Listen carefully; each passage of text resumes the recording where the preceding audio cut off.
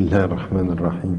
Bien, pour le sujet concernant les questions contemporaines et les sujets qui sont liés à notre situation aujourd'hui, ce que nous allons faire, et je vais vous demander une attention particulière, nous avions effectivement vu et déjà étudié un certain nombre de concepts et de mots employés par rapport à la tradition musulmane aujourd'hui, et j'aimerais tout à la fois dire, préciser, rappeler un certain nombre d'éléments par rapport à la terminologie connue dont je parlerai tout à l'heure, mais également, cette fois-ci, nous préoccuper ensemble de la terminologie que parfois l'on entend à l'intérieur de la communauté musulmane vis-à-vis des uns et des autres. Pourquoi ? Parce que certaines utilisent des vocables dont parfois et la définition et la portée n'est pas connue ou maîtrisée par ceux-mêmes qui emploient les termes. Et alors vous avez d'un côté tout le chapelet des mots particulièrement diffusés sur le plan médiatique qui sont l'intégrisme, le fondamentalisme, le fanatisme, le radicalisme, l'islamisme, enfin tous ces termes que vous connaissez. Puis d'un autre côté, alors tout ça c'est à l'extérieur de la communauté, ça gravite, voire même parfois ça intervient à l'intérieur de la communauté. Et parfois vous entendez par contre à l'intérieur de la communauté, entre les musulmans eux-mêmes, d'autres termes qui sont, oui ça c'est de l'islam occidentalisé, c'est de l'islam moderne, c'est de l'islam, alors on rajoute une petite touche anglophone, l'islam soft, l'islam light. Et tout ça, il faut répondre. Il faut qu'on soit clair aussi sur quel islam on traduit par rapport à... Parce qu'il y en a même d'autres alors qui vont dire sur leurs frères et leurs sœurs, oui, ça c'est un intégriste. Ça c'est... Alors, quand ils voient une position radicale ou une position fermée ou une position traditionnaliste. Dans tout ce paysage-là, encore une fois, nous avons une responsabilité majeure. La responsabilité que nous avons en tant que musulmanes et musulmans vivant en Europe, et même en tant qu'intellectuels, c'est-à-dire que ceci concerne tout autant les personnes qui discutent et qui parlent de l'islam, c'est en tout cas d'avoir en face de soi, pour soi et vis-à-vis de notre entourage, une vision claire de la terminologie que nous employons, une vision claire des mots auxquels nous nous référons, pour faire deux choses qui sont aujourd'hui l'une des grandes responsabilités des musulmans vivant en Europe. Un, déterminer des définitions, c'est-à-dire développer un discours fondé sur des définitions claires. Et deux, dans le prolongement de ceci, c'est fondamentalement de développer un discours qui soit un discours cohérent à partir de la définition cohérente des termes que l'on emploie. C'est donc développer une vision beaucoup plus claire sur le plan intellectuel de nos références pour pouvoir développer un discours cohérent par rapport à nous-mêmes d'ailleurs, et par rapport à notre environnement. Donc je vais reprendre un certain nombre de termes qui déjà ont été vus pour les rappeler très très rapidement, puis ensuite avec vous, me concentrer plus spécifiquement sur le discours à l'intérieur de la communauté, le discours que l'on peut avoir vis-à-vis de deux perceptions ou de perceptions divergentes du rapport au texte, par exemple, ou du rapport aux références. Donc, on va y venir. Premier élément donc, observons et rappelons ce qui est dit de la terminologie par rapport au chapelet de ces mots que l'on voit en permanence dans les médias et qui posent problème. Je m'arrêterai à 4 termes rapidement pour vous les rappeler. C'est le terme d'intégrisme, c'est le terme de fondamentalisme, c'est le terme d'islamisme et c'est le terme de radicaux. Premier élément par rapport à la question de l'intégrisme. Là aussi, il faut que nous, de ce point de vue-là, nous ayons une vision très claire, non seulement du terme, mais de son horizon historique. Le terme apparaît dans la tradition chrétienne, dans la tradition spécifiquement catholique. À quel moment ? Au moment où, au XVIIIe siècle, un prêtre espagnol tente à nouveau quelque chose qui fut l'expérience de l'histoire catholique, à savoir l'intégration du domaine du politique et du domaine de l'institution cléricale. Et dans la perception que l'on en a, c'est effectivement cette vision d'associer la hiérarchie religieuse et le pouvoir politique. Ça a une longue histoire dans la tradition chrétienne et en particulier dans le rapport de l'Église catholique avec le pouvoir, et ça a eu un sens particulier au moment où on tente à nouveau de soumettre l'organisation de la structure étatique à la hiérarchie du clergé. Donc ça a eu une histoire. Et qu'est-ce que cela veut dire fondamentalement? C'est effectivement la soumission de l'ordre de la rationalité dans le domaine politique à l'ordre du dogme dans le domaine religieux. Une logique de la hiérarchie qui va prendre le pas sur une autre logique, ou qui devrait prendre le pas sur une autre logique rationnelle de la structure étatique. C'est-à-dire l'horizon du dogme, mené, traduit et représenté par le clergé, avec une autorité qui vient d'en haut, qui prendrait le dessus sur une autre structure dont l'origine, au départ, ou le sens que l'on peut en avoir sur le plan rationnel, c'est qu'il est construit par en bas, qu'il est choisi par en haut. Nous devons dire avec grande clarté que ce terme-là ne convient pas, et pour deux raisons, à la tradition musulmane. D'abord, une chose qui est très importante, on ne peut pas prendre un terme qui a un sens dans une civilisation et une histoire quand il s'agit d'intégrer et de l'intégrisme étant la représentation de deux structures qui se fondent où l'une se soumet à une autre. On ne peut pas prendre ce terme-là et supposer qu'on peut le faire émigrer d'une civilisation à une autre sans que l'on reconsidère sa définition. Et comme le dit un intellectuel et un chercheur français qui a parfaitement répondu à l'emploi de ces termes de façon inconsidérée en disant on ne sait plus très bien ce qu'on dit mais on le dit quand même, c'est Émile Poula qui dit mais la tradition, l'intégrisme, c'est la tradition catholique. Ça a un sens dans la tradition catholique où il y a deux structures, la structure de l'Église et la structure de l'État, qui sont dans la référence ici, dans un conflit de pouvoir. Donc non seulement c'est inapproprié méthodologiquement d'utiliser ce terme, mais en plus, grand problème, c'est que dans la tradition musulmane, la structure religieuse au sens d'Église n'existe pas. Comment faire de l'intégrisme avec une des composantes qui n'existe pas dans le jeu du conflit de pouvoir? C'est déjà un terme qui ne convient pas à la référence. Ça ne veut pas dire qu'on ne va pas utiliser d'autres termes quand on réfère à quelque chose qui est le rapport ou le type de rapport que certains ont avec le pouvoir. On y reviendra tout à l'heure. Mais le terme lui-même est inapproprié dans la référence musulmane. Et c'est aussi ce que l'on doit dire à un certain nombre de nos interlocuteurs qui utilisent le terme et disent oui, alors qu'est-ce que vous pensez des intégristes musulmans? On dit mais de quoi parlez-vous? À quoi faites-vous référence? Est-ce que c'est une vision réductrice dont vous parlez, ou est-ce que c'est effectivement la pensée de deux structures dont l'une prendrait le dessus sur l'autre? Et ça n'est pas possible dans la référence. Même ceux dont vous parlez ne disent pas cela. Donc le terme est inapproprié. Premier terme dont il faut bien connaître, le référent tradition catholique. Dans l'autre emploi, et là Émile Poula aussi a pris le temps de répondre à un certain nombre de personnes qui utilisaient ce terme de façon inconsidérée, c'est effectivement le terme de fondamentalisme. Alors, celui-ci aussi a un rapport avec la tradition chrétienne, mais cette fois-ci avec la tradition chrétienne dans la sphère du protestantisme.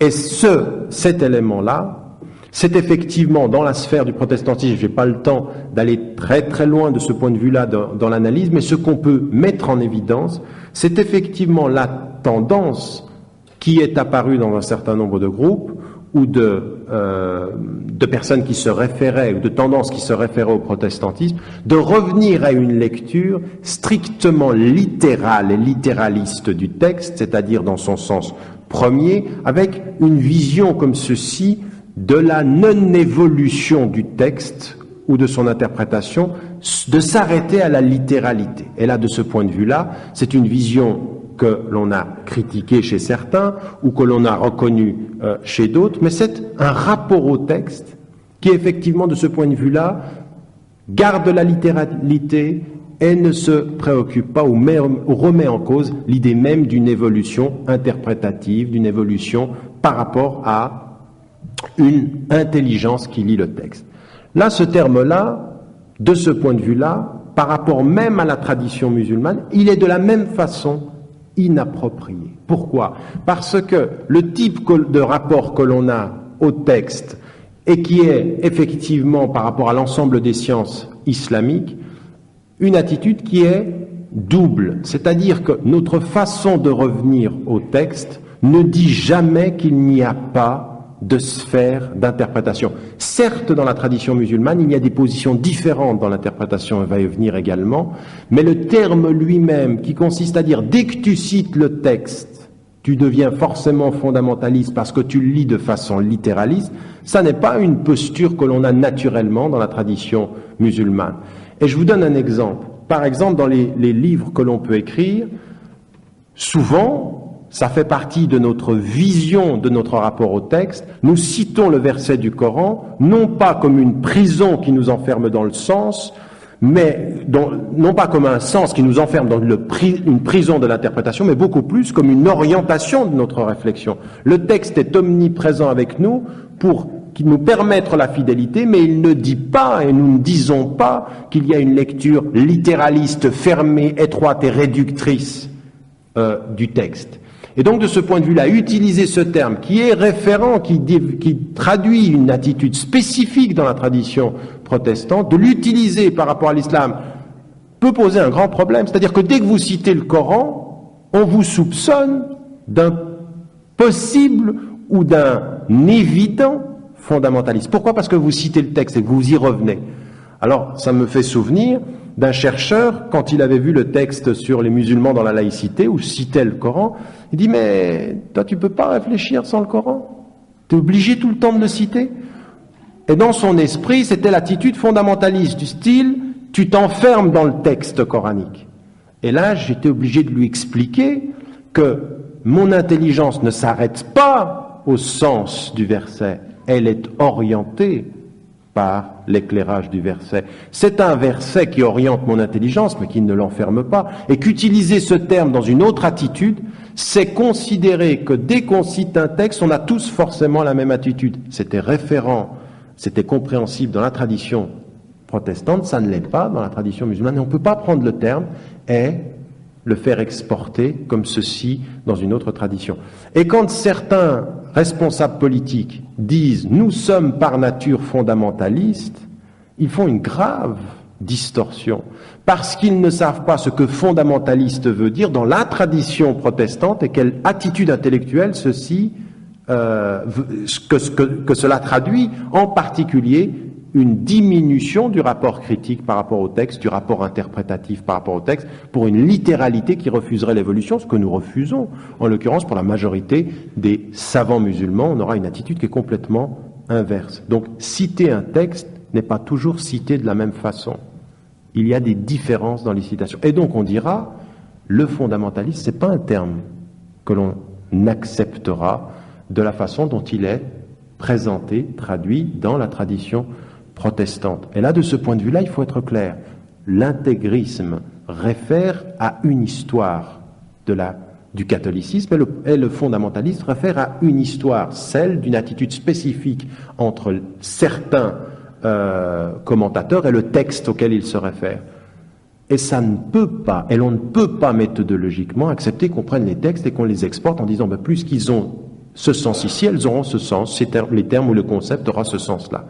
Pour nous, de la même façon, quand on nous interpellera, il faut clairement poser la question.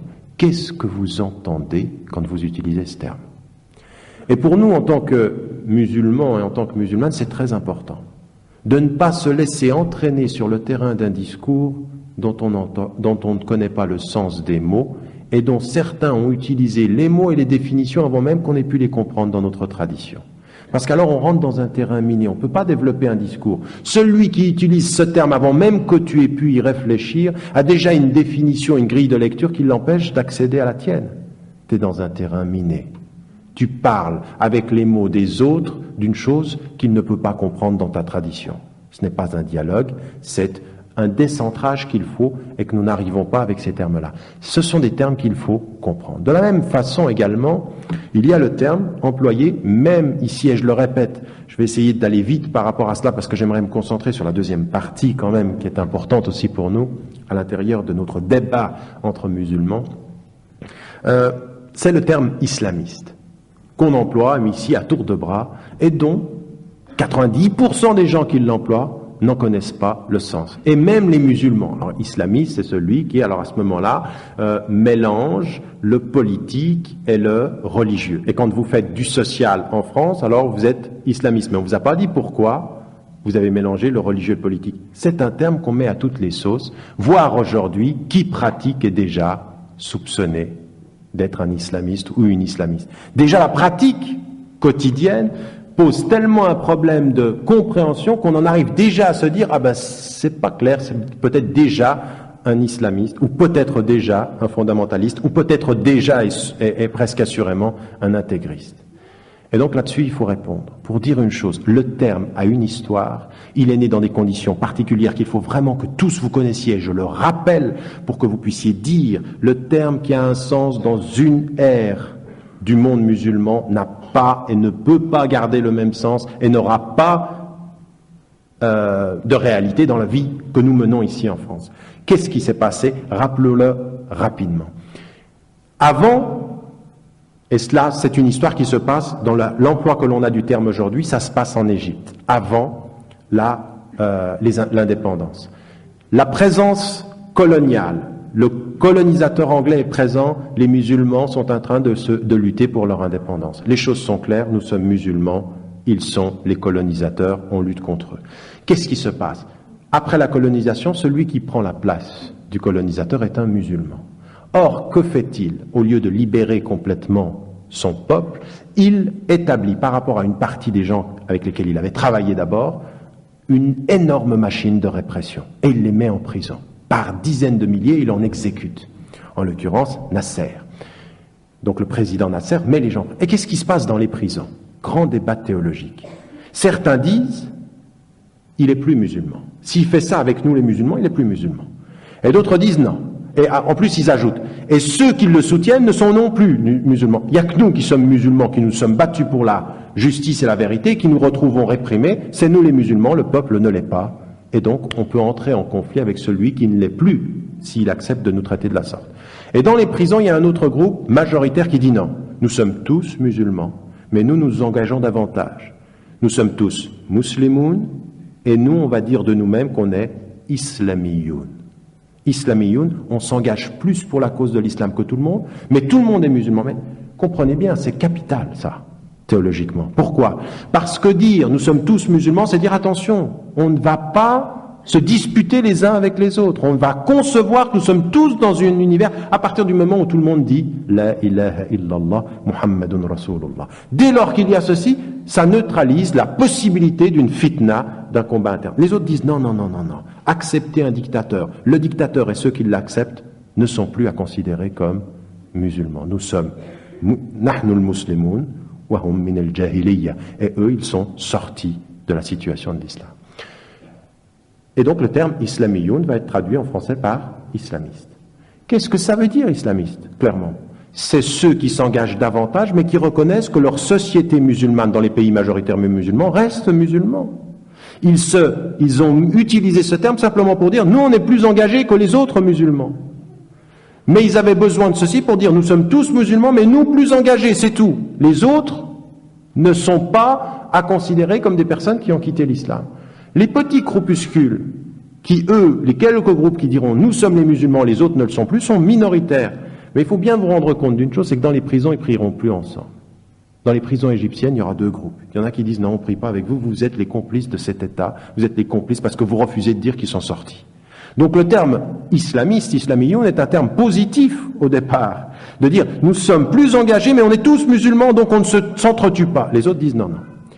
Alors on vient ici tout à coup en plein milieu de l'Europe et quand on s'engage socialement on dit des islamistes. Mais non, nous, dans un pays où il y a des musulmans majoritaires et d'eux qui s'engagent, le terme a un sens. Mais quand on est en Europe et qu'à côté de nous, il y a des personnes qui ne sont pas musulmanes, nous sommes tous musulmans, le terme n'a plus de sens. Il n'a pas de sens. Et il ne faut pas commencer à l'importer ici en nous disant, mais... Non, on est tous musulmans. On n'a pas besoin à l'intérieur de la communauté de dire, moi je suis plus musulman que toi, ou toi t'es... Non, dans une société où il y a un gouvernement qui opprime, il faut savoir qui on est. On va se positionner en disant, on est tous musulmans, mais nous on va s'engager davantage. Donc c'est comme ça qu'on peut nous appeler. Mais on ne va pas dire des autres qui commencent à dire, toi t'es un kafir et tout ceci. Mais en France, en Europe, on est tous musulmans. On n'utilise pas ce terme. Ce terme-là n'a pas de connotation et de sens là où nous nous trouvons. Et là, il faut le dire à nos interlocuteurs. Il dit, oui, mais vous êtes islamiste, vous n'êtes pas islamiste. Vous dire, mais de quoi vous parlez? Qu'est-ce que vous entendez par là? Ça veut dire quoi, islamiste, au sens où vous l'entendez? Et là aussi, on doit développer un discours de ce point de vue-là qui est clair. Islamiste vient d'une situation spécifique dans les prisons, dans une société qui cherchait ses repères, avec des musulmans au pouvoir qui tuent des peuples musulmans et qui les oppriment. Et là, de ce point de vue-là, on en avait besoin. Quand on est dans des musulmans et qu'on vit dans une société où on est entouré d'une majorité de personnes qui ne sont pas de confession musulmane, nous sommes tous musulmans. Et donc le terme ne va pas être utilisé. L'autre élément également, et sur lequel là il va falloir également être clair, c'est le terme de radicaux. Et alors là, il y a certains musulmans, par rapport à ce terme-là, qui sont, de ce point de vue-là, très très craintifs. Or, je le vois tous les jours de ma vie. Vous le voyez tous les jours de votre vie. Il y a effectivement dans la communauté musulmane des personnes qui ont le réflexe par rapport au texte, oui, de prendre les passages qui sont les plus durs ou qui sont les passages les plus manifestement portés au conflit avec leur environnement. Aucun d'entre nous, ici dans cette salle, peut dire non, ça n'existe pas. Il y a dans la communauté musulmane, il faut dire qu'il y a dans la communauté musulmane, même si il faut le dire également, au même moment où on le reconnaît, dire que c'est une lecture minoritaire dans la communauté musulmane. Pas ce que nous disent les médias en laissant entendre, c'est la seule lecture qui soit, ou c'est la lecture qui fait.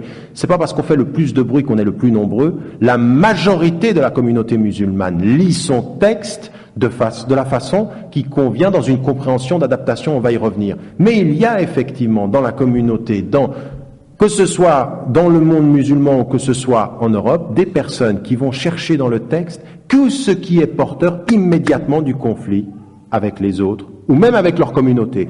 Ils vont chercher dans le texte immédiatement ce qui vous met vous en faute. C'est-à-dire, voilà ce que dit le texte par rapport à toi, par rapport aux chrétiens, par rapport aux juifs, par rapport à ceux qui ne sont pas musulmans. Et il y a des attitudes qui sont comme ceci. Il y a des lectures radicales du Coran. Il y a des lectures réductrices du Coran et il y a des personnes qui développent des groupes, des tendances, des mouvements, minoritaires certes, mais ils existent, qui développent en permanence une lecture qui est une lecture de conflit.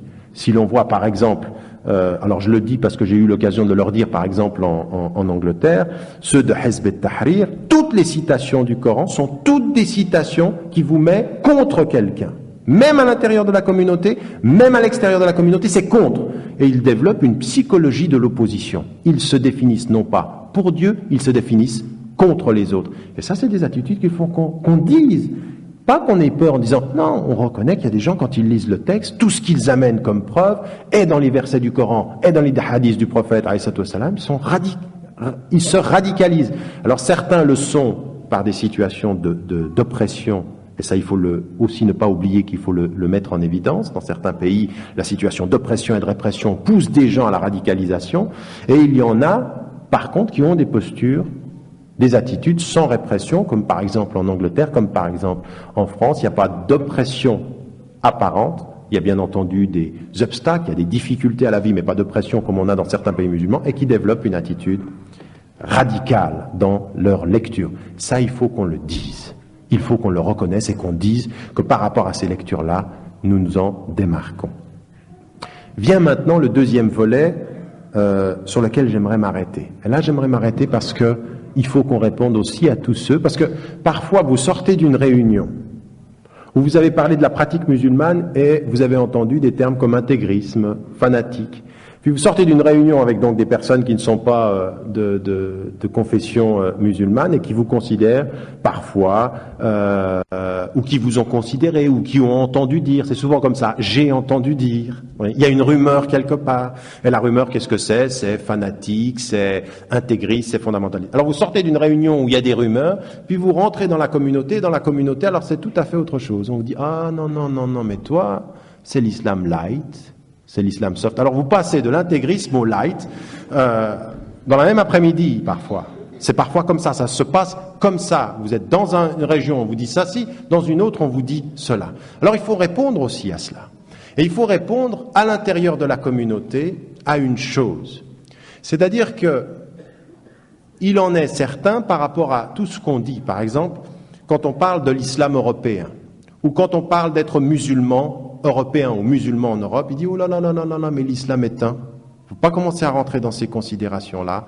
Ça, c'est de l'islam occidentalisé, c'est plus l'islam authentique. Alors il faut qu'on réponde à ça.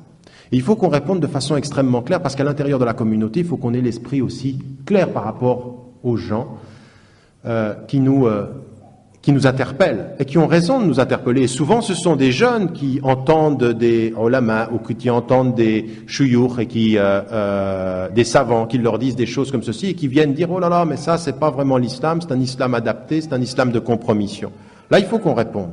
Il faut qu'on réponde par deux choses. La première des choses, c'est de revenir à l'histoire.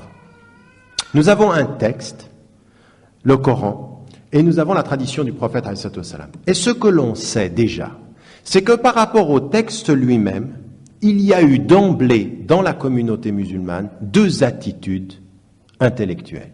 Il faut toujours se souvenir de ça, parce que ça va nous faire comprendre aujourd'hui qu'on peut être plusieurs à avoir raison sans avoir la même opinion.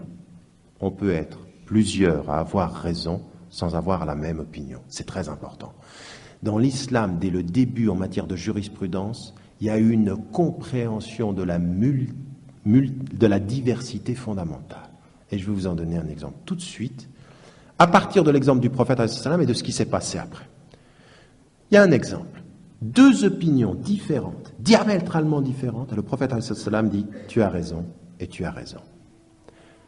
À un moment donné, il dit, et ça vous connaissez l'histoire, mais je la rappelle, il dit à un groupe qu'il devait se rendre très rapidement dans une région au nord, il leur dit « Vous ne prierez Salat al-Asr qu'en étant arrivé à ce lieu-là. » Et le groupe s'en va.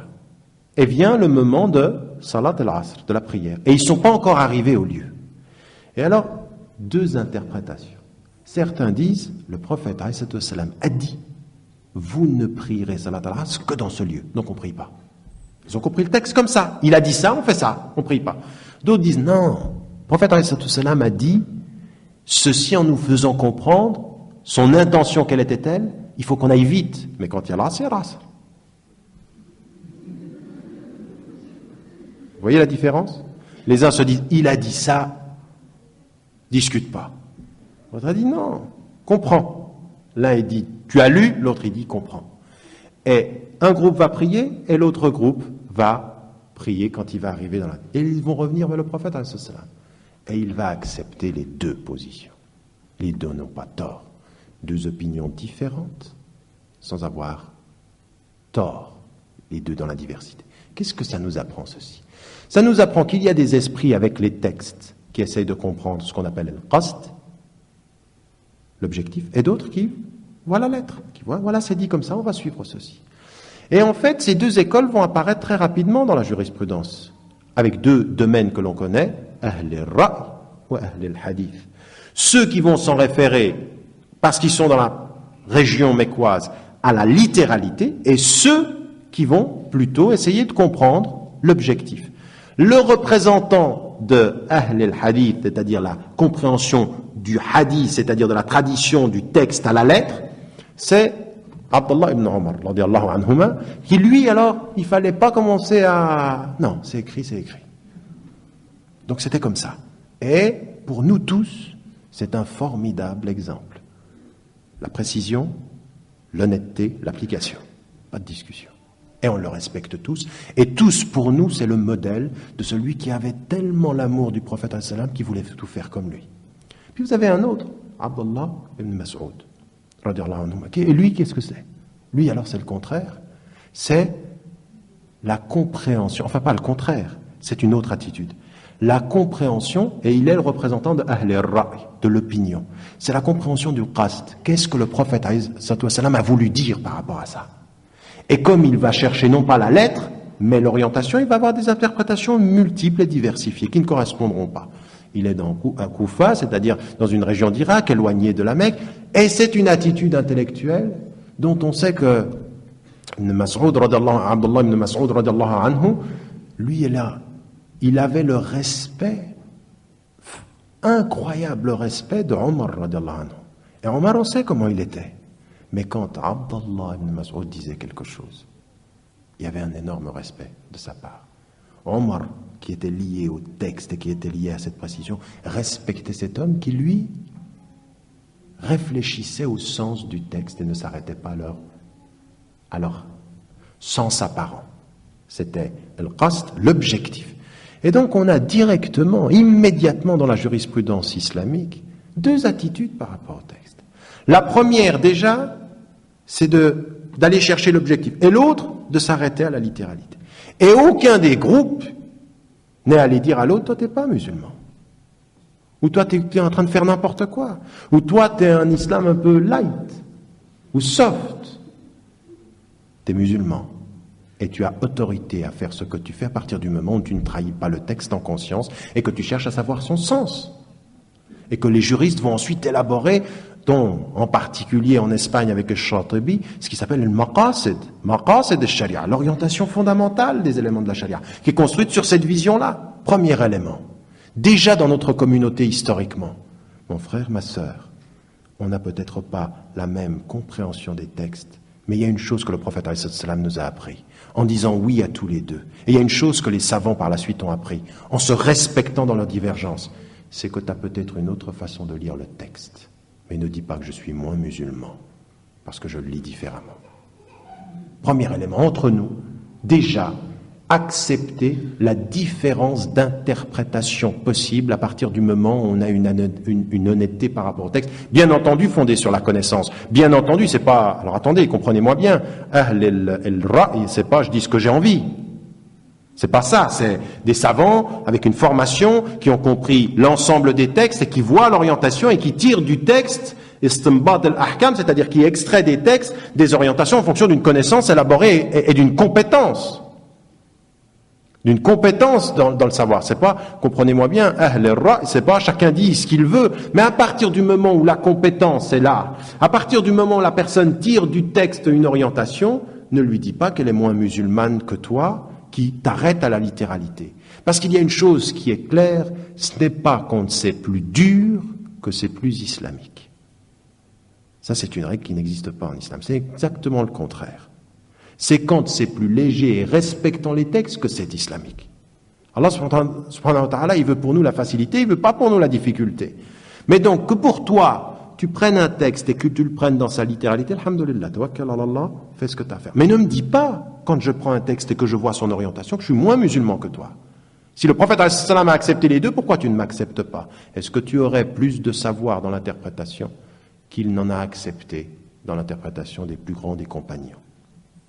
Premier élément qui est très important. C'est-à-dire à ceux qui, parce que l'on fait un travail d'adaptation et de compréhension de l'orientation de nos références dans le nouveau contexte qui est le nôtre, à ceux qui nous disent vous êtes moins musulmans, leur dit attention, ne diminue pas ma foi parce que tu ne comprends pas mon intelligence. Parce que le prophète n'a jamais fait ce que tu fais. Et ne me dis pas soft ou light parce que ma position ne correspond pas à ta lecture. Tu as une lecture, je la respecte. J'en ai une autre, respecte-la. Et surtout une chose, de ma foi ne dis rien. Parce qu'Allah subhanahu wa ta'ala t'a jamais donné ce droit. Il t'a donné le droit de ton interprétation, il n'a pas donné le droit de mon jugement. C'est une première des choses, elle est importante entre nous. La deuxième étape, dans ce prolongement avec nos frères, c'est de dire attention, maintenant venons-en aux sciences islamiques.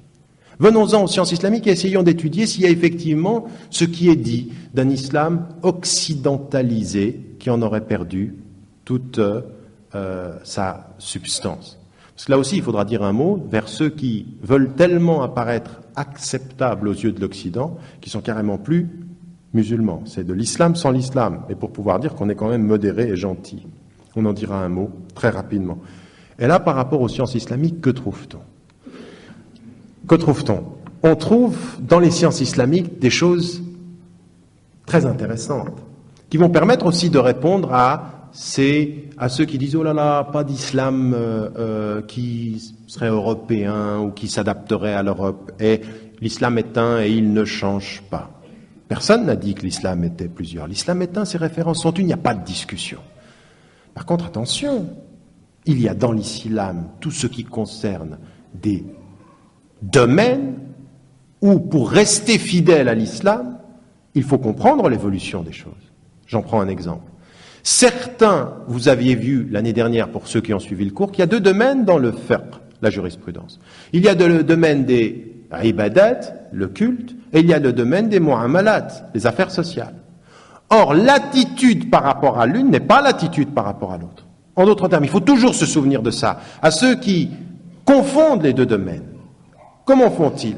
On sait par exemple que pour ce qui concerne les ibadat, on ne peut faire dans sa prière, dans l'impôt social purificateur, dans le pèlerinage ou dans le jeûne que ce qui est écrit. Tu n'inventes rien, tu n'ajoutes rien. Si tu le fais, c'est parce que c'est écrit ou parce que le prophète ﷺ l'a fait. Mais tu ne peux rien ajouter, tu ne peux rien enlever. Tu fais ce qui est prescrit. Tu n'as le droit qu'à ce qui est prescrit.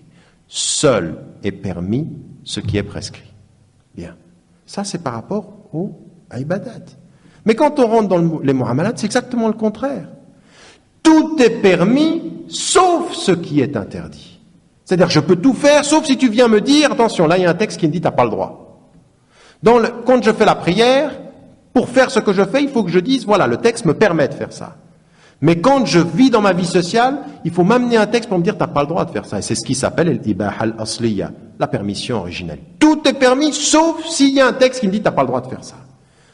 Si ces deux domaines-là sont tellement différents, ça prouve que je vais avoir une attitude différente dans le champ social que dans le champ du culte. Et il y en a certains, ils n'ont pas compris ça. Par défaut de formation, ils parlent des muamalat comme des ibadat. Ils ont la même attitude intellectuelle dans le champ social qu'ils l'ont avec la prière. Et ils vont utiliser des termes qui sont des termes très très lourds, que tous les savants, tout de suite après le prophète sallam, avaient très très peur d'utiliser. Ils utilisent halal, haram, comme si c'était dans un domaine où c'est pas du tout le même niveau. Pourquoi? Parce qu'il y a plusieurs niveaux de langue. Il y a le halal et le haram, le licite et l'illicite. En islam, ça veut dire quelque chose. Mais il y a effectivement, par ailleurs, dans ce domaine-là, des choses dans lesquelles on fait des erreurs et des choses dans lesquelles on fait juste. C'est différent de dire licite et illicite, de dire c'est juste ou faux, parce que parfois, justement, dans les affaires sociales, ça peut être plutôt juste ou plutôt faux, dans des opinions politiques ou dans des opinions de stratégie sociale, c'est pas licite ou illicite immédiatement. Mais surtout, ce qui est important, c'est que quand vous dites attention, ici tout est permis sauf ce qui est strictement interdit dans les muamalat, vous allez comprendre qu'il faut avoir une attitude intellectuelle par rapport à l'Europe qui est complètement différente de ce que certains nous proposent. Parce que dans les muamalat, il y a aussi quelque chose qui est très important dans Usul al-Fiqh qu'on doit reconnaître, c'est ce qui s'appelle al-urf. Ce sont les coutumes. Toutes coutumes d'un peuple où vous êtes, qui ne vont pas à l'encontre d'une prescription islamique, peuvent être considérées comme islamiques. On les prend jusqu'à la limite où ça s'oppose à l'islam. Pourquoi aujourd'hui, quand vous allez en Afrique, pourquoi quand vous allez en Asie, vous allez voir un islam qui est très particulier, qui ne correspond pas à l'islam de l'Arabie ou des pays nord-africains. Pourquoi? Parce qu'en islam, il y a cette capacité, sur le plan des muamalat, à tout accepter, sauf ce qui va à l'encontre de ta religion. Et c'est l'attitude que tu vas avoir par rapport à l'Europe. Je suis ici en Europe. Tout ce qui est bon en Europe, je vais le prendre, c'est à moi. C'est-à-dire que la sagesse, c'est ce que le croyant veut de tout son cœur. C'est celui qui en a le plus droit là où il la trouve. C'est ça notre attitude. Et quand je vais être en Europe, je vais pas avoir cette attitude de considérer, puisque c'est pas islamique, c'est mauvais. Puisque c'est pas venu d'un musulman, c'est mauvais. Puisque tu n'es pas musulman, tout ce que tu dis, c'est mauvais. Puisque je suis contre toi, puisque tu n'es pas musulman, c'est tout à fait le... Jamais l'islam, dans le début de son âge, n'a agi de cette façon-là. C'est exactement le contraire. Tout ce que tu as et qui ne s'oppose pas à ce que je crois m'appartient. Je peux le prendre. Je peux le prendre comme étant à moi. Donc il y a un facteur d'assimilation, d'adaptation. Et même je vais prendre des choses qui ne sont pas issues d'un musulman et je vais les adapter par un travail éthique, moral, à ce que je crois. La télévision n'a pas été créée par un musulman, simplement je ne vais pas la prendre telle qu'elle, ni ses programmes. Je vais en prendre ce qui est bon, formidable outil d'information, et je vais y mettre une morale dans l'emploi de l'instrument. Une morale, une éthique de l'instrument, comme de toutes les autres choses. Et alors quand on dit être un musulman européen, on ne dit pas qu'on va oublier notre islam, on dit avec tous nos principes, avec toute notre morale, avec toute notre éthique, ce que nous allons faire par rapport à là où nous nous trouvons, c'est prendre tout ce qu'il y a de bon et y ajouter en plus notre morale, nos valeurs. Et donc il n'y a pas d'islam soft ou d'islam occidentalisé. Il y a un islam de personnes qui ont compris que dans les muamalat, je prends tout, sauf ce qui est interdit. Et que je vis là où je vis. C'est pour ça que l'islam, l'islam est bon pour tous les temps et dans toutes les époques, c'est uniquement par cette formidable capacité d'adaptation aux choses. Qui demande aux musulmans quoi?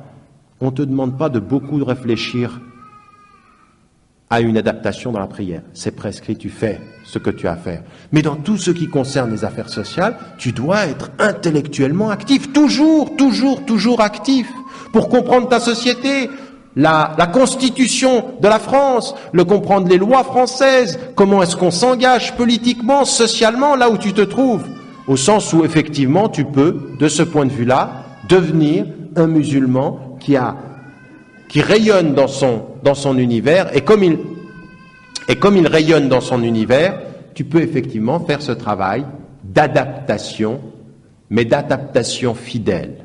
En islam, la fidélité suppose la compréhension du contexte et du temps qui passe, pour être intellectuellement vigilant, pour rester fidèle au niveau de sa foi. C'est ça le travail qui nous est demandé. Alors, à ceux qui utilisent ou vivent dans les muamalat comme si on était dans les ibadat, on leur dit non. C'est pas comme ça que l'islam s'est répandu et qu'il s'est adapté. Parce que la question, c'est même pas qu'ils se répandent, c'est qu'ils survivent et que les musulmans puissent vivre là où ils sont. Et donc, pour nous, la chose est simple. Notre attitude par rapport à l'Europe, ou par rapport à là où nous vivons, c'est pas du tout, c'est une attitude d'abord, où on se dit quelles sont les maqasid, quelles sont les orientations, min ahl al-ra'i, en se disant quelles sont tout en respectant ceux qui liront littéralement les textes. On leur dit d'accord, tu as le droit, mais ne dis pas que je suis moins musulman que toi. Quant à mon travail d'adaptation au contexte dans lequel je suis, c'est inscrit dans les sources islamiques. Ne me dis pas que c'est pas islamique, ne me dis pas que je suis moins musulman que toi, parce que j'essaye de faire un travail d'adaptation. Encore une fois, cette attitude chez certains qui pensent que plus tu es dur et plus tu as d'interdits, plus tu es musulman, n'est pas la réalité. C'est pas la réalité dans les muamalat. C'est pas la somme d'interdits qui fait le bon musulman ou la bonne musulmane. La bonne musulmane, c'est la fidélité au principe premier, un travail vigilant, intellectuel. Et donc, de ce point de vue-là, on fait un travail. Et nous refusons, et avec la plus grande des énergies, ces espèces de formules que l'on emploie d'islam occidentalisé, d'islam soft, d'islam light. Non, nous sommes musulmans et nous travaillons dans cette voie-là. Et ce que nous demandons à nos frères et nos sœurs, c'est d'avoir la même attitude. Et nous aussi, nous devons avoir cette attitude-là. Toute personne qui prend le texte et qui le lit pour lui littéralement ou pour elle littéralement, c'est le respect total. Et avec une seule chose, le droit de l'exigence que tu as sur toi, alhamdoulilah, nous le respectons, mais ne dis pas que tous ceux qui ne sont pas dans cette lecture le sont moins que toi. Ça, il faut le répéter très fort à un certain nombre de nos frères et nos sœurs. Et ça nous permet, c'est la conclusion de ce soir, de répondre aussi aux autres. C'est-à-dire que nous, on garde quand même une forte attache au texte, au principe, de ce texte. Et on se dit, oui, on va s'adapter. Oui, on va essayer de trouver les voies qui nous permettent de vivre dans ce contexte-là, mais toujours à la lumière des textes, toujours à la lumière de notre référence fondamentale, le Coran et la tradition du prophète, alayhi salatu wassalam, toujours. C'est-à-dire qu'il ne s'agit pas, pour le domaine des mu'amalat, de commencer à jouer avec les ibadat et ne pas se tenir au sérieux des ibadat. Là, il y a des principes. Et on ne laissera personne nous dire que pour être plus français, ou que pour être un bon français, ou que pour être un bon européen, il faut être un moins bon musulman. Ce n'est pas vrai. Et nous ne pouvons pas en plus. Nous ne pouvons pas. Nous serons bons musulmans, respectant tous les principes de notre religion, mais ça ne veut pas dire que pour être bon musulman, il ne faille pas utiliser sa tête pour s'adapter au contexte dans lequel nous sommes. Et nous nous adapterons toujours pour le bien. Rien de ce qui est mauvais dans une société en matière morale ou en matière éthique ou en matière d'exploitation ou en matière d'injustice ne sera accepté. Nous sommes les premiers opposants par principe au chômage, à la misère, à la pauvreté, au dénuement des gens, mais également à une société qui perd le sens des valeurs, qui parfois perd le sens des dignités et qui perd le sens d'une certaine éthique. Là, nous sommes, de ce point de vue-là, fidèles à nos principes. Et ça nous permet de répondre à un autre type de musulmans qui aussi nous interpelle en nous disant « Non, mais vous êtes encore un tout petit peu trop dur.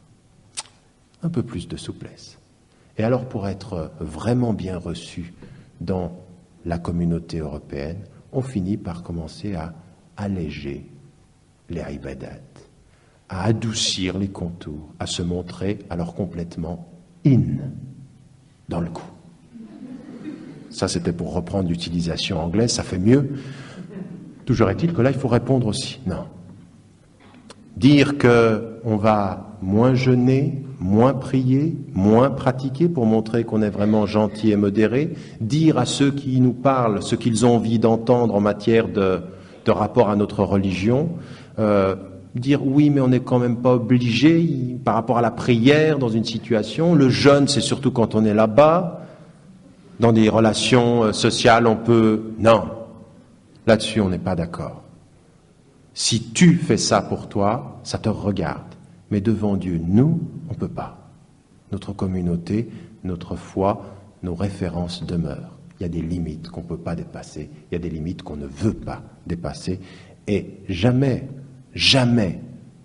un être digne de ce nom en conscience ne pourra nous demander de commencer à délaisser notre foi et notre pratique et notre spiritualité pour être de meilleurs Français. Et s'ils ont des doutes, certains, sur ce que représente notre pratique, en confondant pratique et fondamentalisme, il faut qu'on leur explique. Mais il faut qu'on dise à un certain nombre de nos frères et de nos sœurs, attention, à vouloir être trop gentil ou à paraître trop gentil, à vouloir être trop modéré, à paraître modéré, pour qu'on dise du bien de toi. Si pour qu'on dise du bien de toi, tu finis par plus savoir qui tu es, alors le problème est grave. Si on réussit tellement à te mettre sur la défensive que pour montrer que tu es vraiment gentil, tu n'es plus tellement toi-même, alors on a réussi à te détruire. Alors tu n'es pas ce que tu crois être. Tu es l'image de ce qu'ils ont envie que tu sois. Et ça, devant Dieu, ce n'est pas acceptable pour nous. Et à ceux qui sont dans cette posture, on est dans une situation de dialogue. Là aussi, ce n'est pas une situation où on rejette les genres de la communauté. Parce que dès que quelqu'un dit quelque chose sur sa... Je veux dire, il faut aussi qu'on apprenne ça. Des fois, on entend des frères et des sœurs qui disent quelque chose par rapport à leur pratique. Ça nous choque. On dit, mais comment il peut dire comme ça ? Ben, peut-être qu'il souffre dans sa pratique, peut-être qu'il ne va pas bien, peut-être. Mais qu'est-ce qu'on veut pour les gens ? On veut les condamner ou on veut qu'ils puissent avancer vers Dieu ? Si même quelqu'un dit quelque chose de choquant par rapport à sa pratique, je crois qu'on devrait s'interdire de se transformer en tribunal. On doit accompagner. Il faut savoir ce qu'on veut pour les gens. Parce qu'il y en a qui sont dans les salles, ils entendent un conférencier et ça ne leur plaît pas ce qu'il a dit en tant que musulman. Ils disent, mais qu'est-ce qu'il dit, lui ? Mais qu'est-ce qu'il raconte ? Et on le regarde avec dédain.